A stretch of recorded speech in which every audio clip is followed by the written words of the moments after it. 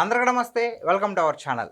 కాసు మహేష్ రెడ్డి గారు వైఎస్ షర్మిల గారిని ఉద్దేశించి కొన్ని వ్యాఖ్యలు చేయడం జరిగింది. ప్రజెంట్ అది బాగా హల్చల్ అవుతున్నాయి. మరి ఈ అంశం పైన మనతో పాటు విశ్లేషించడానికి ఉన్నారు సీనియర్ జర్నలిస్ట్ దుర్గా కుమార్ గారు. సార్ నమస్తే అండి. నమస్తే రామకృష్ణ, మన వీక్షకులు కూడా. సార్, మరి కాసు మహేష్ రెడ్డి గారు వైఎస్ షర్మిల గారిని ఉద్దేశించి అంటే జగన్మోహన్ రెడ్డి గారిని ఏదో అన్నారు అని చెప్పేసి ఈయన ఎలాగో మళ్ళీ నెక్స్ట్ ఎన్నికల దగ్గరలో నువ్వు తెలుగుదేశంలోనే చేరతావు కదా, ఎందుకు ఈ అక్రమ బంధాలు అని చెప్పేసి ఆయన అవార్డు యూజ్ చేయడం జరిగింది, అక్రమ బంధాలు అని చెప్పేసి. మరి దాని తర్వాత మళ్ళీ సంజయ్ ఇచ్చుకుంటున్నారు. దాని గురించి మీరేమంటారు? నేను కూడా విన్నా అండి, రెండు విన్నా మీరు చెప్పినవి. ఇప్పుడు ఈయన కాసు మహేష్ రెడ్డి గారు ఒక రాజకీయ కుటుంబం నుంచి వచ్చిన వ్యక్తి. అంటే వాళ్ళ తాతగారు వెంగళరెడ్డి గారు, తర్వాత వాళ్ళ చింతాత్ గారు బ్రహ్మానంద రెడ్డి గారు ముఖ్యమంత్రిగా చేశాడు, వెంగళరెడ్డి గారు జిల్లా పరిషత్ చైర్మన్గా చేశాడు, వీళ్ళ పెద్దనాన్నగారు అవుతారు. మరి కాసు కృష్ణారెడ్డి గారు అదే కుటుంబం నుంచి మంత్రిగాను ఎమ్మెల్యేగా కూడా చేశారు. ఇది మూడో తరం ఈయన. మరి ఆయన మాట్లాడేటప్పుడు స్పష్టంగా మాట్లాడాలి, తర్వాత ఏదైనా మాట్లాడితే మాట్లాడానని ధైర్యంగా ఒప్పుకోవాలి. మరి ఒకసారిమో ఆయన అక్రమ బంధం అన్నమాట వాస్తవం. ఎందుకు ఇప్పుడు నుంచి ఈయన్ని విమర్శిస్తావు, నువ్వు ఎట్లాగూ రేపు ఎలక్షన్ ముందు తెలుగుదేశంలో చేరతావు కదా, ఆ చేరేదేదో ఇప్పుడే చేరితే పని అయిపోద్ది కదా అన్నట్టు మాట్లాడాడు. నిజానికి ఆయన వైఎస్ షర్మిల గారి గురించి అటువంటి వ్యాఖ్యలు చేయటం అంటే కొద్దిగా విచిత్రంగా ఉంది. ఎందుకంటే వైఎస్ షర్మిల గారికి వైఎస్ జగన్మోహన్ రెడ్డి గారు వాళ్ళిద్దరూ అన్న చెల్లెళ్ళు. వాళ్ళకి కొన్ని ఆర్థిక అంశాల మీద కూడా కొన్ని ఇబ్బందులు ఉన్నాయి, విభేదాలు ఉన్నాయి. ఆమెకు అన్యాయం జరిగిందని వీళ్ళ ఇద్దరికి తల్లిగా ఉన్న విజయం గారు కూడా చెబుతున్నారు. ఆ విషయం మీద వాళ్ళిద్దరూ తర్జన భర్జన పడుతున్న టైంలో ఇతరులకి ఇది అనవసరం అని కూడా చెప్పారు షర్మిల గారు, విజయం గారు కూడా. విజయం గారు కూడా ఒక లేఖలో కూడా అభ్యర్థించారు, దీన్ని ఎవరు కూడా రాజకీయ అంశాలుగా చెయ్యొద్దు అని. కాబట్టి వాళ్ళిద్దరూ ఆర్థిక అంశాల గురించి వాళ్ళు మాట్లాడుకుంటున్నప్పుడు కానీ, లేదు రాజకీయంగా ఆయన చేస్తున్న కొన్ని ప్రతిపాదనలని, ఆమె పిసిసి అధ్యక్షురాలుగా ఇప్పుడు మావి గన్ విషయంలో కూడా అది ఒక బఫూన్, ఒక జోకర్ లాగా నేను ట్రీట్ చేశాను, ఒక నవ్వి అందరితో పాటు ఊరుకున్నానని చెప్పారు. అలాంటి రాజకీయ విమర్శలు కూడా చేస్తున్నారు వ్యక్తిగతంగా. అంటే ఈ ఆర్థిక అంశాలు కూడా జరుగుతున్నాయి. ఆయన ఆర్థిక అంశాల్లో ఇంటర్ఫీర్ దలుచుకున్నాడా లేకపోతే రాజకీయ అంశాల్లో ఇంటర్ఫీర్ దలుచుకున్నాడో అది చెప్పాలి. రాజకీయ అంశాల్లో ఆయనకు విమర్శించే అధికారం షర్మిలకు లేదా? ఆమె ఒక పార్టీ, జాతీయ పార్టీ అధ్యక్షురాలు. జగన్మోహన్ రెడ్డి గారు గతంలో ముఖ్యమంత్రి, ప్రజా జీవితంలో ఉన్నాడు, ప్రతిపక్ష నాయకుడిగా ఉన్నాడు. ఆయన ప్రజల్లోనే వ్యాఖ్యానించాడు, అది ఆంధ్రప్రదేశ్ రాజధానికి సంబంధించిన అంశం, ఆయన వ్యక్తిగత అంశం కాదు. అలాంటప్పుడు ఆ ప్రజల పక్షాన షర్మిల గారు అందరితో పాటు ఒక బఫూన్, జోకర్ లాగా వేసిన మాటకి నవ్వుకున్నానని చెప్పింది. దాని మీద మీ విధానం ఏంటని కూడా అడిగారు వాళ్ళు. అసలు ఆ విధానం అక్కడ ఏమైనా ఉంటే కదా వాళ్ళు విధానం చెప్పడానికి. ఆ విధానం ఏదో వాళ్ళు లోక్సభలోను రాజ్యసభలోను వాళ్ళ పార్టీ స్పష్టంగా చెప్పింది. వీళ్ళ పార్టీ వైఎస్ఆర్సీపీ కూడా దాన్ని వ్యతిరేకించింది, బాయ్కాట్ చేసింది. అలాంటప్పుడు మహేష్ రెడ్డి గారు ఈ మాట మాట్లాడటం అక్రమ బంధం అని, తర్వాత ఆయన ఇస్తున్న వివరణ కూడా చూశాను, దాసి అన్నాడు. మరి అది ఇంకెక్కడన్నా అన్నాడా లేకపోతే అది ఈ అక్రమ బంధాన్ని దాసి అంటున్నాడో మనకు తెలియట్లేదు. దాసి అంటే సేవకురాలని అర్థం. అది దాన్ని ఎన్టీ రామారావు గారి సినిమాల్లో ధర్మరాజు గారికి దాస్య విముక్తి, ఆ తర్వాత మిగిలిన నలుగురు పాండవుల సోదరులకి దాస్య విముక్తి అని మైసభలోనూ అది జూదం ఆడిన సమయాల్లో మాట్లాడిన డైలాగ్స్ వినిపిస్తున్నాడు. తర్వాత అంటే తెలుగు టీచర్ల దగ్గరికి వెళ్ళి చెప్పించుకోమంటున్నాడు. ఆంధ్రప్రదేశ్లో దాసి అంటే అర్థం కాని వాళ్ళు ఎవరు ఉంటారని నేను అనుకోను. బహుశా ఆయన ఇంగ్లీష్ మీడియంలో చదివి ఉండొచ్చు చిన్నప్పటి నుంచి, కాబట్టి ఆయనకి అలాంటి ఏమన్నా సందిగ్ధత ఉందేమో కానీ దాసి అంటే సేవకురాలని అర్థం. మరి ఆయన ఇప్పుడు ఎక్కడ వాడాడో మనకు తెలీదు, కానీ ఇక్కడ మాత్రం వాడింది అక్రమ బంధమే. అక్రమ బంధం నువ్వు ఎప్పుడైనా వెళ్తావు కాబట్టి ముందే చేరిపోతే పోదు కదా అని కూడా సలహా ఇచ్చాడు. ఆమెకి సలహా ఇవ్వాల్సినంత అవసరం మహేష్ రెడ్డి గారికి ఏముందండి? ఇప్పుడు ఒక పార్టీ అధ్యక్షురాలు, ఆమె ఏ పార్టీలో జారాలో జారకూడదో ఆమె నిర్ణయించుకుంటది కదా. దాని మీద ఈయన సలహా ఇవ్వాల్సిన అవసరం ఏముంది? ఇంకోటి, జగన్మోహన్ రెడ్డి గారి మీద ఏ అంశం మీద ఆమె విమర్శించిందో ఆ విమర్శ అవకాశాన్ని నువ్వు ఖండించు, అందులో ఏదైనా లాజిక్ ఉంటే. మావి గన్ అనేది కరెక్టేను, ఆయన అన్నది అది జోకర్లు మాట్లాడే మాట కాదు, చాలా విఘ్నులు మాట్లాడే మాట, చాలా మేధావులు మాట్లాడే మాట. అలాంటి పదాన్ని సృష్టించినందుకు ఆయనకి సన్మానం చేయాలనో భారతరత్న అవార్డు ఇవ్వాలనో చెప్పొచ్చు. లేదు ప్రజలు అంతగా వాళ్ళు నవ్వుకుంటున్నారు కాబట్టి ఆ మావి గన్ అనే మాటని మేము మా కుటుంబంలో పుట్టే కుటుంబ సభ్యులకో లేకపోతే రేపు జగన్మోహన్ రెడ్డి గారి ఇంట్లో వాళ్ళ మనవరాళ్ళకో మనవాళ్ళకో పెట్టుకుంటాము. ఎందుకంటే మేమే ఆ పదాన్ని సృష్టించాం కాబట్టి, అంత అమూల్యమైన పదం యొక్క విలువ మీకు తెలియలేదు కాబట్టి ప్రజలకి జోకర్ అని నవ్వుకుంటున్నారు కాబట్టి మా కుటుంబ సభ్యులకే పెట్టుకుని మేము దాన్ని విలువ ఏంటో చూపిస్తాము అని చెప్పొచ్చు.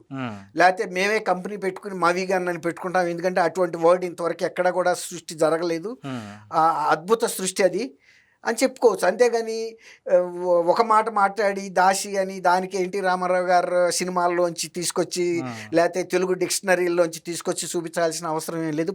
ఇవాళ రేపు మాట్లాడే అన్నీ కూడా ఆడియో విజువల్ రూపంలో స్పష్టంగా వినిపిస్తున్నారు, కనిపిస్తున్నారు. ఇది ఒక ప్రీ ప్లాన్డ్గా కనిపించట్లేదా మీకు? అంటే సార్ ఎన్టీ రామారావు గారి డైలాగ్ తీసుకురావడం, అది సెర్చ్ చేసి పర్టికులర్గా ఆ బిట్ తీసుకురావడం, పైగా మరి దాసి అని చెప్పుకోవడం, అంటే దీన్ని ఏ విధంగా చూస్తారు? ఆయన ఇప్పుడు ఇంకోటి, ఆమెని ఏ ఉద్దేశంలో ఆయన దాసి అన్నాడు అనుకుందాం.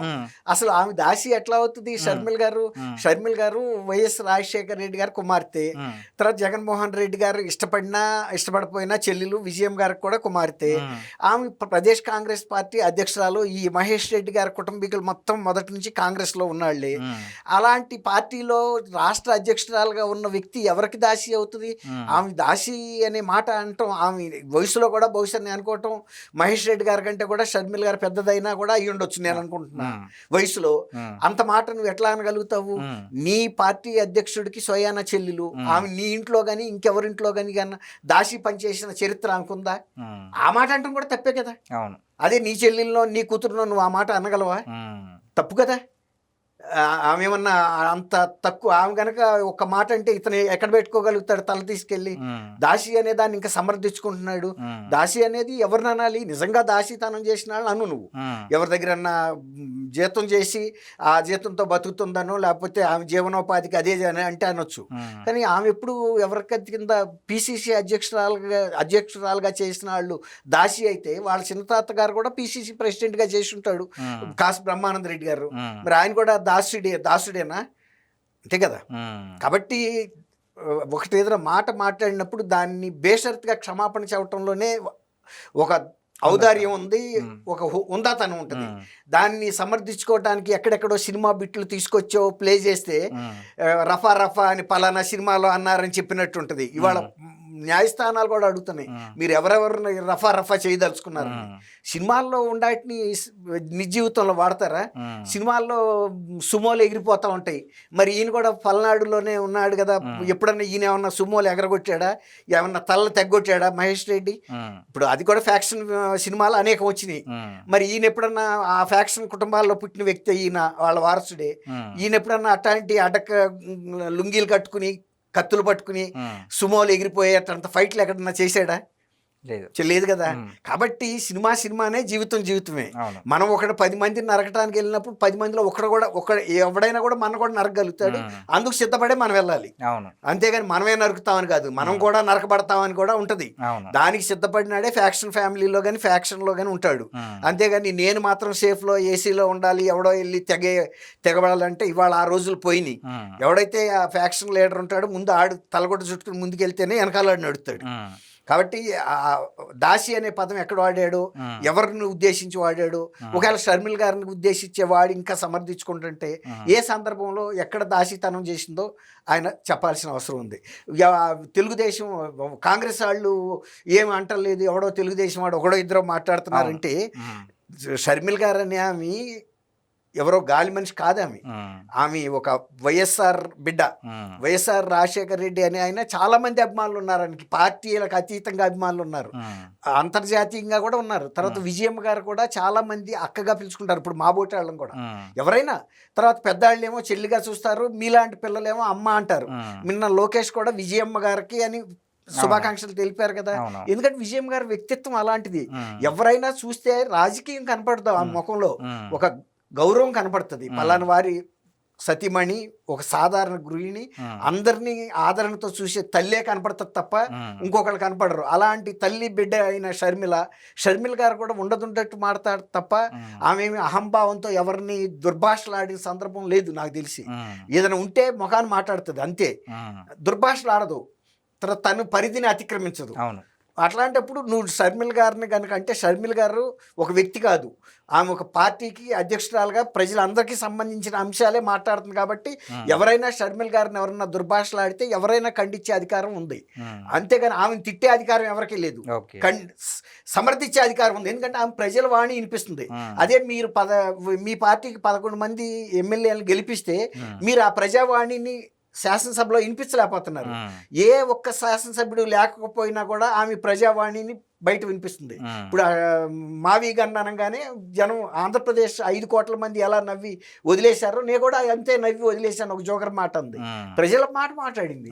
కాబట్టి మహేష్ రెడ్డి గారు ఇప్పుడు రాక ఒక స్థాయి గల మాటలు మాట్లాడుతూ వచ్చాడు. ఒకవేళ కనుక అది కనుక ఆయన తప్పు మాట్లాడి ఉంటే ఉందాగా ఒప్పేసుకుని బేషరతుగా అక్క నేను క్షమాపణ చెబుతున్నానంటే ప్రజలందరూ కూడా ఈయన కూడా ఏమనుకోరు. అంతే తప్ప చేసిన తప్పును సమర్థించుకోవాల్సిన అవసరం నేను అనుకోవటం మహేష్ రెడ్డి గారు లాంటి వ్యక్తికి అక్కర్లా. మహేష్ రెడ్డి గారికి వైఎస్ఆర్సీపీ మొదటి పార్టీ కాదు, ఆఖరి పార్టీ కూడా కాదు. ఆయన రాజకీయ జీవితం ఇంకా చాలా ఉంది. కాబట్టి వ్యక్తిత్వాన్ని అంటూ నిలుపుకుంటే ఆయన రాజకీయ భవిష్యత్తు ఉంటుంది. కానీ ఈ దాసీతనం కనుక ఆయన ఆ పార్టీకి చేస్తూ గనక ఉంటే ఆయన రాజకీయ జీవితం కూడా దాసీతనంలోనే కలిసిపోతుంది. Okay, thank you sir. Thank you Ramakrishna, మన వీక్షకులకు కూడా.